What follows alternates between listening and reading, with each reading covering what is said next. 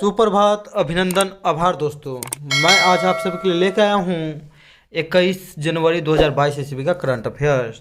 तो मैं हूँ लव कुमार, आप सभी का स्वागत करता हूँ आपके अपने यूट्यूब चैनल ज्ञान मंजिल तक में। तो चलिए आज हम स्टार्ट करते हैं। आज का पहला क्वेश्चन है दोस्तों, ध्यान से देखिएगा आप लोग कि हाल ही में कौन सी कंपनी यूपीआई ऑटो पे शुरू करने वाली पहली दूरसंचार कंपनी बन गई है। यानी कि यूपीआई ऑटो पे, यानी कि अपने से जो हो जाएगा पे हो जाएगा दोस्तों। तो अपने से पे होने वाली जो है कौन शुरू किया है, तो इसका सही नाम हो जाएगा दोस्तों रिलायंस जियो। यदि मान लीजिए कि आपका रिचार्ज कब ख़त्म होने वाला है आपको नहीं मालूम है, लेकिन वो अपने से फिर आपका रिचार्ज हो जाएगा ऑटो पे, यानी कि ऑटो पे हो जाएगा। रिलायंस ऐसा सुविधा शुरू करने वाले पहले जो है दूरसंचार कंपनी है दोस्तों, याद रखिएगा रिलायंस जियो। यूपीआई का फुल फॉर्म क्या होता है दोस्तों, बहुत महत्वपूर्ण क्वेश्चन है। तो unified payment system, payment interface, याद रखिएगा यूनिफाइड पेमेंट इंटरफेस। रिचार्ज खत्म होने पर स्वतः ही भुगतान हो जाएगा, ये सुविधा लाया है। दूरसंचार क्षेत्र में एफडीआई, यानी कि विदेशी जो है कि विदेशी मुद्रा निवेश कितना किया जा सकता है एफडीआई, तो एफडीआई है 100%, जबकि इंश्योरेंस सेक्टर में 74%, याद रखेगा दोस्तों। Telecom regulatory authority of India, यानी कि ट्राई, जो कॉल दर कैसे रहेगा ये सब तय करती है दोस्तों। ट्राई कंपनी जो है दूरसंचार के लिए, इसकी स्थापना 1997 ईस्वी के एक्ट के तहत हुआ था, जिसके प्रमुख कौन है अभी, तो पीडी बघेला। 2022 में कितने शहरों में 5G सेवा शुरू की जाएगी दोस्तों, तो सबसे पहले 13 शहरों में शुरू किया जाएगा, याद रखिएगा 13 शहरों में, जिसमें गुजरात के 3 शहर स्थित हैं। बिहार के एक भी शहर नहीं है दोस्तों, पिछले बहुत पहले हम बताए थे 13 शहर का नाम भी। अगला क्वेश्चन है दोस्तों, नेक्स्ट क्वेश्चन है दूसरा क्वेश्चन कि 19 जनवरी 2022 को आईएनएस रणविजय में एक विस्फोट में नौसेना के 3 कर्मी शहीद हो गए हैं। आईएनएस रणवीर दोस्तों, रणविजय नहीं रणवीर। तो आईएनएस रणवीर जो है क्या है दोस्तों, तो आईएनएस रणवीर की बात करें तो विमानवाहक पोत है कि पनडुब्बी है कि विध्वंसक है कि इनमें से कोई नहीं है। तो इसका सही जवाब हो जाएगा दोस्तों विध्वंसक, यानी कि डिस्ट्रॉयर है, विध्वंसक है आईएनएस रणवीर, याद रखिएगा। इसमें हाल ही में एक विस्फोट हुआ जिसमें 3 को जो है सैनिक की मृत्यु हो गई दोस्तों, याद रखिएगा। आईएनएस रणवीर एक विध्वंसक है जो राजपूत श्रेणी का है। आईएनएस विशाखापत्तनम एक विध्वंसक है।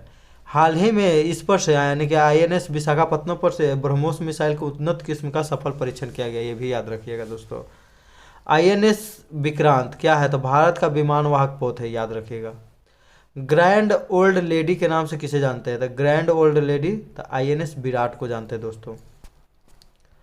आईएनएस बेला क्या है दोस्तों, तो आईएनएस बेला जो है पनडुब्बी है। ये प्रोजेक्ट 75 के तहत 6 ठो स्कॉर्पियन क्लास की पनडुब्बी का निर्माण किया जा रहा है। कौन कौन देश मिलकर कर रहे हैं, तो प्रोजेक्ट 75 में है भारत और फ्रांस की सहायता से।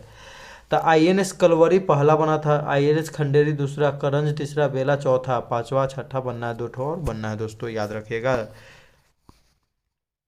जो कि क्या से चलेगी, तो डीजल से चलेगी। हाल ही में इंडोनेशिया की संसद ने अपनी राजधानी को स्थानांतरित करने की मंजूरी दी है। इसकी नई राजधानी कहाँ होगा, तो बहुत ही इंपॉर्टेंट क्वेश्चन है दोस्तों। तो कौन देश की संसद, तो इंडोनेशिया की संसद की नया की राजधानी, तो पहले राजधानी कहाँ है दोस्तों, तो अभी इसका जकार्ता में राजधानी है। जबकि नया राजधानी बनाने के लिए घोषणा किया गया, तो कहाँ, तो हो जाएगा नूसंतारा, याद रखिएगा नूसंतारा। तो इसका ऑप्शन सही हो जाएगा दोस्तों, डी ऑप्शन सही हो जाएगा, बिल्कुल एकदम सही, और नूसंतारा इंडोनेशिया। इंडोनेशिया की राजधानी वर्तमान में जकार्ता के जावा द्वीप पर है स्थित है, जबकि नई राजधानी जो बनेगी इंडोनेशिया की नूसंतारा, वो कौन सी द्वीप पर रहेगी, तो बोर्निया द्वीप पर, याद रखिएगा। जोको विडोडो जो है इंडोनेशिया के राष्ट्राध्यक्ष हैं। सबसे बड़ा द्वीपों का समूह कौन है दोस्तों, तो इंडोनेशिया। एक सिंह वाला सुअर का पेंटिंग जो कि बहुत ही प्राचीनतम है, जिसको 2021 में खोजा गया, कहाँ में खोजा गया, तो इंडोनेशिया के सुलावेसी द्वीप पर, याद रखेगा। एक सिंह वाला सुअर का पेंटिंग। आसियान का मुख्यालय कहाँ है दोस्तों, तो जकार्ता। इसमें कितने सदस्य देश है, तो 10 हैं आसियान में। माउंट सिनाबुंग ज्वालामुखी, माउंट मेरापी ज्वालामुखी, क्राकातोआ ज्वालामुखी, तीनों कहाँ है, तो ज्वालामुखी ये तीनों है इंडोनेशिया में दोस्तों। समुद्र शक्ति या गरुड़ शक्ति युद्धाभ्यास भारत और इंडिया के बीच किया जाता है, शक्ति लगा दीजिए। G20 की अध्यक्षता 2021 में कौन किया दोस्तों? तो इटली। 2022 में कौन करेगा? तो इंडोनेशिया। 2023 में कौन करेगा? तो भारत। दोस्तों याद रखिएगा। नूर सुल्तानी किसकी नई राजधानी है? तो नूर सुल्तान कजाकिस्तान की राजधानी, याद रखिएगा। कजाकिस्तान के प्रथम राष्ट्रपति थे नूर सुल्तान। उनकी मृत्यु के बाद वहाँ की राजधानी का नामकरण क्या कर दिया गया? तो नूर सुल्तान। ईरान की नई मुद्रा का क्या नाम है दोस्तों? तो ईरान की नई मुद्रा है टोमान, याद रखने। नेक्स्ट क्वेश्चन हो जाएगा दोस्तों कि 19 जनवरी 2022 को किस बल ने अपना 17वां स्थापना दिवस मनाया? तो 17वां स्थापना दिवस की बात करें दोस्तों तो ये मनाया कौन? तो एनडीआरएफ। हम लोग जानते हैं दोस्तों कि एनडीआरएफ की स्थापना कब हुआ था? तो 2006 में हुआ था।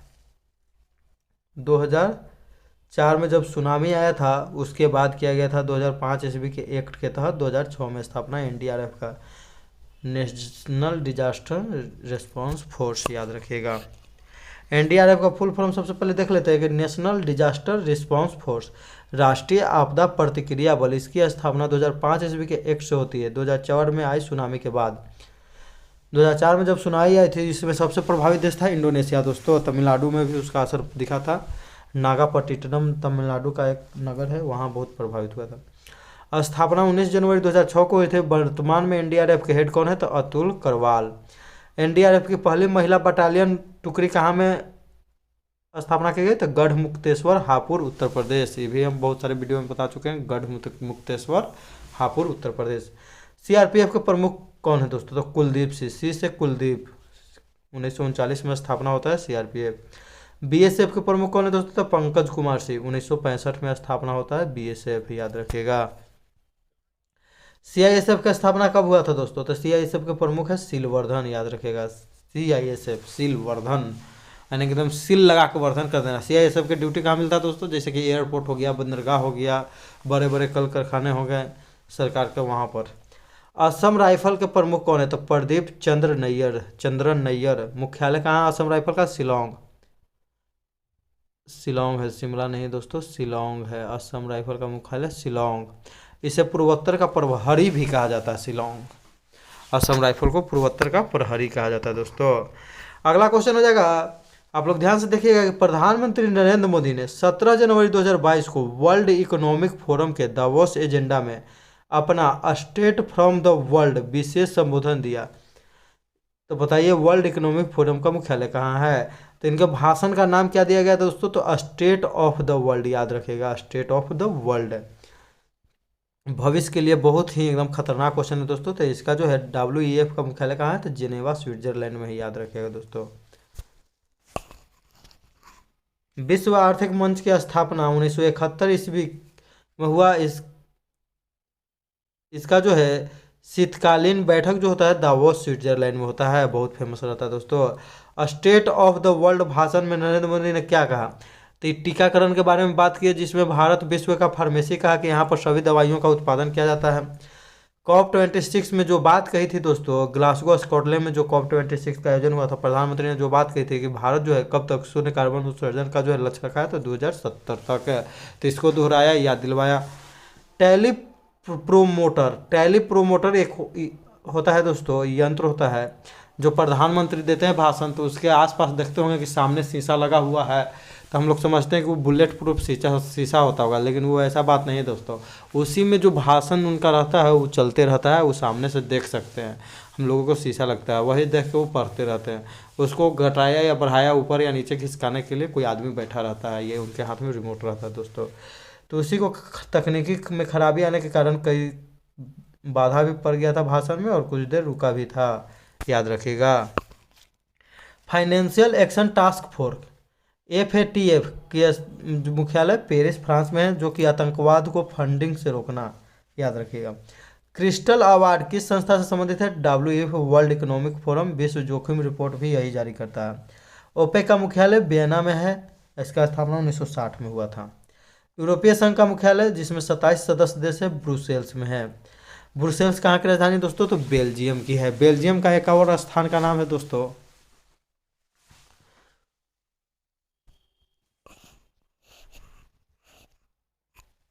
बेल्जियम को जो है यूरोप का अखाड़ा भी कहते हैं दोस्तों, याद रखिएगा, यूरोप का अखाड़ा। अंतर्राष्ट्रीय सौर गठबंधन का मुख्यालय कहाँ है? तो गुरुग्राम में है, याद रखिएगा, गुरुग्राम।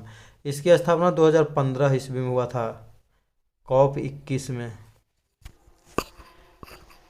नेक्स्ट क्वेश्चन हो जाएगा दोस्तों कि माना उरु माना बारी कार्यक्रम किस राज्य से संबंधित है। तो माना उरु माना बारी कार्यक्रम किस राज्य से संबंधित है दोस्तों, तो इसका सही जवाब हो जाएगा तेलंगाना। याद रखिएगा तेलंगाना। तेलंगाना भी बहुत सारी चीज़ों को नए नए जोड़ रहा है। स्कूलों में आधारभूत ढांचा को बेहतर करना इसका उद्देश्य है। Medicine from the sky project किसने लॉन्च किया था, तो तेलंगाना ने। ऑनलाइन वोटिंग का प्रक्रिया भी करके देखा था कौन दोस्तों, तो तेलंगाना। तेलंगाना की स्थापना 2 जून 2014 ईस्वी को तेलंगाना के मुख्यमंत्री के चंद्रशेखर राव हैं। पोचमपल्ली दोस्तों, पोचमपल्ली जो है विश्व का सर्वश्रेष्ठ पर्यटन गाँवों में प्रथम स्थान पर है। पोचमपल्ली से ही विनोबा भावे ने भूदान आंदोलन की शुरुआत की थी, यहीं से। सबसे पहले भूमि दान कौन दिया था दोस्तों, तो रामचंद्र रेड्डी के द्वारा जमीन दान में दिया गया था। 1951 ईस्वी में भूदान आंदोलन के नेता कौन थे, तो विनोबा भावे। याद रखिएगा। चार मीनार कहाँ में दोस्तों, तो हैदराबाद तेलंगाना में। याद रखिएगा। हैदराबाद किस नदी के किनारे है दोस्तों, बहुत ही इंपॉर्टेंट क्वेश्चन है। हैदराबाद किस नदी के किनारे स्थित है, तो नाम भी, नदियों का नाम भी उसी है, तो मूसी नदी। याद रखिएगा दोस्तों, मूसी नदी। बाथुकम्मा तेलंगाना का त्यौहार है जिसे फूलों का त्यौहार कहा जाता है। अमराबाद टाइगर रिजर्व, मिर्गवानी राष्ट्रीय उद्यान कहाँ में दोस्तों, तेलंगाना। रामप्पा मंदिर कहाँ में दोस्तों, तो तेलंगाना में ही है रामप्पा मंदिर, जिसे भारत का 39 यानी कि 39वां वर्ल्ड हेरिटेज में शामिल किया गया था। 40वां कौन है, तो लोथल धौलावीरा, धौलावीरा है 40वां। पीएम आत्मनिर्भर स्वास्थ्य भारत योजना की शुरुआत वाराणसी से हुआ। इसमें विभाग में आधारभूत ढांचा को मजबूत करना, इसके लिए 64,180 करोड़ रुपए का 6 वर्षों के लिए जारी किया गया। याद रखेगा दोस्तों। प्रोजेक्ट मिशन 100 त्रिपुरा राज्य में शुरू किया गया स्कूलों के बुनियादी ढांचा को बनाने के लिए, स्कूलों के लिए। याद रखिएगा प्रोजेक्ट मिशन 100। नेक्स्ट क्वेश्चन हो जाएगा दोस्तों कि हाल ही में किस राज्य केंद्र शासित प्रदेश ने सुगंधित पौधों की खेती पर जागरूकता के उद्देश्य से एक विशेष जागरूकता अभियान शुरू किया है। तो एक विशेष जागरूकता अभियान क्या है दोस्तों, तो सुगंधित के लिए याद रखिएगा जम्मू कश्मीर दोस्तों। याद रखिएगा जम्मू कश्मीर। और हाल ही में जो है ट्विटर के द्वारा भी एक जागरूकता जो है अभियान शुरू किया गया है। ट्विटर के द्वारा जिन 5 राज्यों में चुनाव होने वाले हैं उन 5 राज्यों में। सुपर 75 स्कॉलरशिप किस राज्य से संबंधित, जम्मू कश्मीर से प्रतिभावान बालिका को दिया जाएगा। भारत के जो है 75वां स्वतंत्रता दिवस के लिए अमृत क्रांति बन रहा है, उसमें। दुनिया का सबसे ऊंचा रेलवे पुल किस नदी पर बन रहा है, तो चिनाब नदी पर बनाया जा रहा है। चिनाब नदी पर कौन कौन से बांध है दोस्तों, प्रमुख बांध है देख लेते हैं हम लोग। सलाल परियोजना, दुलहस्ती, बगलीहार परियोजना, पकलडूम रैटल परियोजना। याद रखिएगा ये सब। सलाल, दुलहस्ती, बगलीहार, पकलडुम, रैटल। बगलीहार को तो याद करवा देते हैं दोस्तों कि बगलीहार, बगली माने जिसको हम लोग पॉकेट कहते हैं, तो पॉकेट में क्या रखते हैं दोस्तों, तो चिनाब रखते हैं, यानी कि चिनिया बादाम रखते हैं। ट्यूलिप गार्डन जो है जम्मू कश्मीर के श्रीनगर में स्थित है। याद रखिएगा। केसर को क्या कहा जाता है, तो जाफरान के नाम से भी जाना जाता था। इसका जीआई टैग किसको मिला है, जम्मू कश्मीर को। जहाँ पर केसर की खेती होती है उस स्थान को क्या कहते हैं दोस्तों, तो करेबा। याद रखिएगा, क्या से केसर, क से करेबा। जीआई का फुल फॉर्म क्या होता है दोस्तों, तो जियोग्राफिकल इंडिकेशन। याद रखिएगा। भारत का पहला एरोमेटिक गार्डन सुरभि गार्डन कहाँ में खोला गया, उत्तराखंड में। भारत का सबसे ऊंचा जो है हर्बल पार्क कहाँ में खोला गया, तो ये भी है उत्तराखंड में। ये हर्बल पार्क वाला क्वेश्चन पूछा गया था बिहार दरोगा के पीटी एग्जाम में दोस्तों। याद रखिएगा। अगला क्वेश्चन हो जाएगा कि जनवरी 2022 में राष्ट्रीय कला उत्सव 2021 का आयोजन किया गया। इसे किस वर्ष से शुरू किया गया था, तो राष्ट्रीय कला उत्सव की बात करें दोस्तों तो इसे एनसीईआरटी शिक्षा मंत्रालय द्वारा शुरू किया गया। इसे किस वर्ष शुरू किया गया था दोस्तों, तो याद रखिएगा 2015 में। राष्ट्रीय कला उत्सव 2015 में शुरुआत हुआ इसका दोस्तों। राष्ट्रीय कला उत्सव 2021 का आयोजन ऑनलाइन शिक्षा मंत्रालय एनसीईआरटी के द्वारा 18 जनवरी 2022 को समाप्त हुआ। इसका थीम था एक भारत श्रेष्ठ भारत। नेशनल एजुकेशन पॉलिसी जो 2020 है दोस्तों उस पर ध्यान दिया गया। याद रखिएगा फोकस किस पर किया गया था, नेशनल एजुकेशन पॉलिसी 2020। हाल ही में तानसेन महोत्सव कहाँ में मनाया गया दोस्तों, तो ग्वालियर मध्य प्रदेश में। याद रखिएगा। तानसेन पुरस्कार किसके द्वारा दिया जाता है दोस्तों, तो मध्य प्रदेश सरकार के द्वारा दिया जाता है। किस समिति की सिफारिश पर राष्ट्रीय शिक्षा नीति 2020 लागू किया गया था, के कस्तूरी रंगन समिति। राइट टू एजुकेशन जो है 2009 ईस्वी के एक्ट के तहत कब लागू किया गया, तो 2010 में दोस्तों। याद रखिएगा 10 में लागू किया गया। लालू यादव लिखा गया। अगला क्वेश्चन हो जाएगा दोस्तों कि हाल ही में 2021 के लिए फीफा सर्वश्रेष्ठ पुरुष फुटबॉलर किसे चुना गया है। तो फीफा का सर्वश्रेष्ठ पुरुष फुटबॉलर खिलाड़ी किसे चुना गया है, तो रॉबर्ट लेवांडोव्स्की, याद रखिएगा दोस्तों, रॉबर्ट लेवांडोव्स्की। सुनील छेत्री जो है एक भारतीय फुटबॉलर है दोस्तों, याद रखिएगा सुनील छेत्री, जिन्हें हाल ही में क्या मिला दोस्तों, तो मेजर ध्यानचंद खेल पुरस्कार मिला है, याद रखिएगा। प्रथम फुटबॉलर है जिन्हें यह पुरस्कार भी दिया गया है, तो सुनील छेत्री। देख लेते हैं विजेता और कौन कौन है। तो सर्वश्रेष्ठ फीफा पुरुष खिलाड़ी कौन है, तो Robert Lewandowski, Bayern Munich team से खेलते हैं पोलैंड में। सर्वश्रेष्ठ फीफा महिला खिलाड़ी तो एलेक्सिया पुटेलस, बार्सिलोना से खेलते हैं, याद रखिएगा। सर्वश्रेष्ठ फीफा पुरुष गोलकीपर तो एडुअर्ड मेंडी, चेल्सी सेनेगल। आप लोग इसका स्क्रीनशॉट भी ले सकते हैं दोस्तों, तो आप लोग स्क्रीनशॉट ले लीजिए, आप लोग बाद में देख लीजिएगा, सब कुछ ले लीजिए आप लोग। अगला क्वेश्चन है दोस्तों, देखेंगे ध्यान से। वैलन डी और अवार्ड 2021 जो संबंधित है फुटबॉल से, बेस्ट फुटबॉलर का अवार्ड किसे दिया गया, लियोनस मेसी को 7वीं बार मिला। 130वां डुरंड कप 2021 कौन जीता, एफसी गोवा, किसको हराकर, मोहम्मडन स्पोर्टिंग। कहाँ में आयोजित हुआ दोस्तों, तो कलकत्ता, कोलकाता में, याद रखिएगा। कोपा अमेरिका कप 2021, तो कोपा अमेरिका कप 2021 किसने जीता दोस्तों, तो अर्जेंटीना ने, किसको हराकर, ब्राजील को हराकर। यूरो कप 2021 11 देशों में आयोजन हुआ, इटली ने इंग्लैंड को हराकर जीता, याद रखिएगा। फीफा वर्ल्ड कप 2018 फ्रांस ने क्रोएशिया को हराकर जीता था। फीफा वर्ल्ड कप 2022 का आयोजन कतर की राजधानी दोहा में किया जाएगा, याद रखिएगा। अगला क्वेश्चन हो जाएगा दोस्तों कि केंद्रीय मंत्रिमंडल ने सफाई कर्मचारी आयोग के कार्यकाल को 31 मार्च 2022 से कितने साल के लिए बढ़ा दिया गया है। तो राष्ट्रीय सफाई कर्मचारी आयोग के कार्यकाल को बढ़ा दिया गया कितने सालों के लिए दोस्तों, तो याद रखिएगा इसका सही जवाब हो जाएगा 3 साल के लिए, याद रखिएगा, जो कि सफाई पर काम करता है। तो राष्ट्रीय सफाई कर्मचारी आयोग की स्थापना 1993 ईस्वी में हुआ था। राष्ट्रीय अनुसूचित जनजाति आयोग का उल्लेख संविधान के किस अनुच्छेद में दोस्तों, तो 338 के ए में, 89वां संविधान संशोधन, याद रखिएगा। राष्ट्रीय अनुसूचित जाति आयोग तो अनुच्छेद 338 है। वित्त आयोग का उल्लेख तो अनुच्छेद 280 में है। पहले वित्त आयोग केसी नियोगी थे और 15वें वित्त आयोग नंद किशोर सिंह हैं, याद रखिएगा। वित्त आयोग का गठन कौन करता है दोस्तों, तो वित्त आयोग में जो है 5 सदस्यीय समिति है जिसमें एक अध्यक्ष होता है, इसकी नियुक्ति करता है राष्ट्रपति, अनुच्छेद 280 के तहत। भारत निर्वाचन आयोग अनुच्छेद 324 में है, भाग 15 में, याद रखिएगा। प्रथम मुख्य चुनाव आयुक्त कौन थे दोस्तों, तो सुकुमार सेन, वर्तमान में कौन है, सुशील चंद्रा। मंत्रिपरिषद में मंत्रियों की संख्या कितनी है दोस्तों, तो 15%। संविधान संशोधन केवं के तहत, 91 के तहत दिल्ली में मंत्रियों की संख्या कितनी है, तो 10% होगी। संविधान संशोधन 69वां संविधान संशोधन, याद रखिएगा दोस्तों। दिल्ली में मंत्रियों की संख्या 10%, जबकि लोकसभा में या अन्य राज्यों में संविधान संशोधन 91 के तहत 15% होता है, इससे अधिक मंत्री नहीं हो सकते हैं। मंदिर निर्माण की शैली, नागर शैली जो है उत्तर भारत में है। बेसर शैली जो है, नागर शैली और द्रविड़ शैली के सम्मिलित रूप को कहते हैं बेसर शैली, जबकि द्रविड़ शैली कहाँ है, तो दक्षिण भारत में दोस्तों। गंधार कला और मथुरा कला का संबंध किससे, तो मूर्ति कला निर्माण से। गंधार कला और यूनानी कला के सम्मिलित रूप को क्या कहते हैं, तो हेलेनिस्टिक आर्ट कहते हैं, ये भी याद रखिएगा, बहुत ही इंपॉर्टेंट क्वेश्चन है, बहुत सारे एग्जाम में पूछे जाते हैं क्वेश्चन। हेलेनिस्टिक आर्ट से क्या समझते हैं, तो इसमें जो है यूनानी कला हो गया और गंधार कला, दोनों को सम्मिलित रूप को कहते हैं हेलेनिस्टिक आर्ट। महाराष्ट्र के लावनी कलाकार फुलवारी तालुका के सुमित भाले ने दुबई में अंतर्राष्ट्रीय लोक कला महोत्सव में जीता है स्वर्ण पदक, याद रखिएगा। तो लावनी कहाँ किस राज्य में होता है, तो महाराष्ट्र में, याद रखिएगा। तमाशा किस राज्य में होता है, तो महाराष्ट्र में ही। फिल्म कहाँ बनता है, तो तमाशे ना हो रहा है। नौटंकी और चिरकुला, तो नौटंकी और चिरकुला उत्तर प्रदेश, याद रखिएगा दोस्तों। अभी चुनाव आ गया, बहुत सारे वहाँ पर नौटंकी स्टार्ट हो गए हैं। कथक जो है दोस्तों, तो उत्तर भारत, कथक के जो प्रमुख कलाकार थे बिरजू महाराज, याद रखिएगा, जिनका हाल ही में निधन हो गया है, बिरजू महाराज दोस्तों। बहुत ही इंपॉर्टेंट क्वेश्चन है। तो पिछला वीडियो में हम क्वेश्चन पूछे थे कि statue of peace, statue of peace, तो स्टैचू ऑफ पीस कहाँ में है, तो पाली राजस्थान में है। इसमें किसकी मूर्ति है, तो इनकी मूर्ति है विजय वल्लभ सूरी, याद रखिएगा विजय वल्लभ सूरी।